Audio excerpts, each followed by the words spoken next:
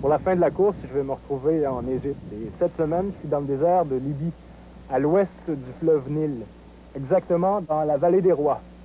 Là, le paradis des pharaons, disons, et le paradis des géologues. Dans le désert, un enfant sur un âne m'apparut. Non, c'était pas un petit prince venu d'un pays magique, c'était un fils d'Afrique. Et comme bien des enfants d'Afrique, il ne parlait pas. Il était hanté par des monstres en uniforme qui torturent ou exécutent ceux qui parlent et qui laissent crever de faim tous les autres.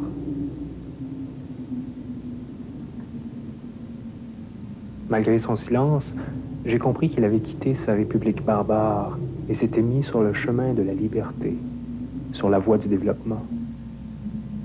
Il avait suivi la route de ce pays légendaire, situé à l'autre extrémité du désert, par-delà les montagnes. Il tentait de rejoindre la civilisation. Je l'accompagnai pour le reste du voyage, mais au bout du chemin, il n'y avait que des ruines.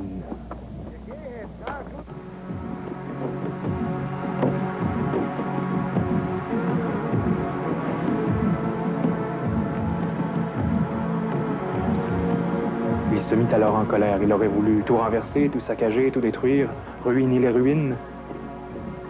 La civilisation avait disparu.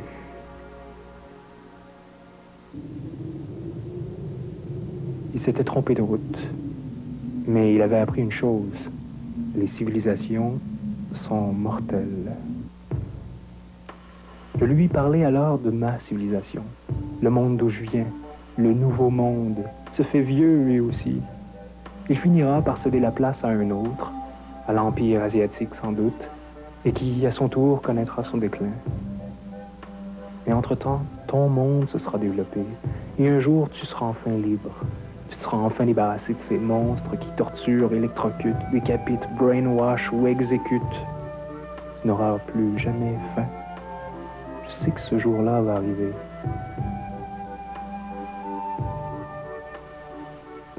Et à ce moment-là, tu viendras visiter les ruines de ma civilisation, les vestiges de Paris ou de New York, les temples des pharaons de la finance et leurs colonnes de chiffres écroulées, les vastes sanctuaires d'usines, les royaumes industriels, les stades et les pyramides olympiques, les cryptes secrètes du Pentagone et la momie du roi du rock'n'roll.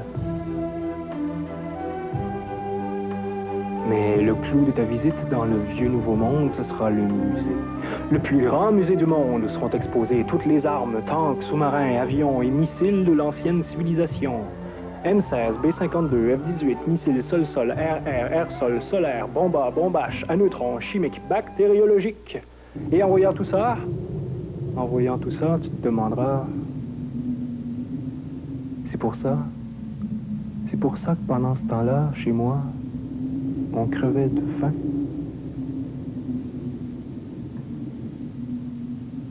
Un jour, je sais, tu seras enfin libre. Tu seras enfin débarrassé de ces monstres qui te hantent. Tu n'auras plus jamais faim. Je sais que ce jour-là va arriver, mais je peux pas te dire quand.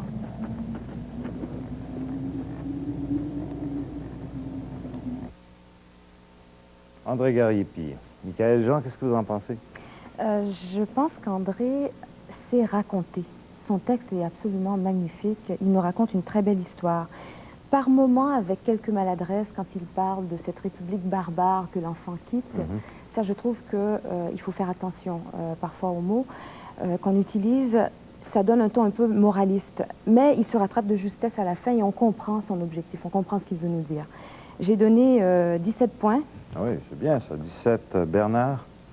Je partage tout à fait ce que Michael vient de dire, parce que le reportage est intéressant non par la construction nécessairement ou par la qualité des images, mais par le propos.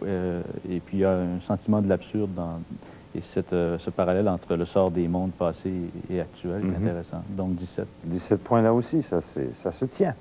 Jean-Pierre? Ah, moi, 19. Oh, beau.